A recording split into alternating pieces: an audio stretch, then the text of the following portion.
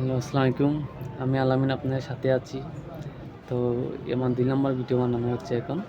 এখন আমরা কথা বলবো হচ্ছে আপনার শাকিব খানের 'সোলজার' সিনেমাটাকে নিয়ে।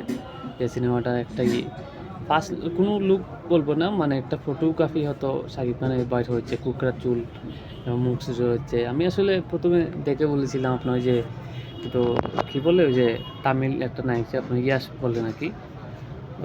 ইয়াশ না প্রবাস হবে, হ্যাঁ, প্রবাসের মতো এমন হচ্ছে তো সে। এখন আপনার জুম করে দেখি যে আপনার শুধু মেগাস্টার শাকিব খান সুন্দর লাগছে, ওয়াও অসাধারণ।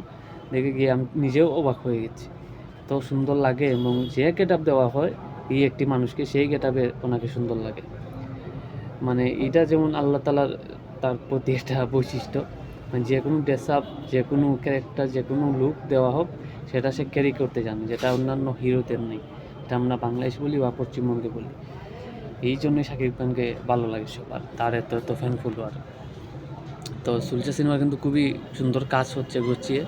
আইটেম গানও দেখলাম, এটা শ্যুট হচ্ছে, আপনার ক্লিপ ছোটোখাটো বাইর হচ্ছে।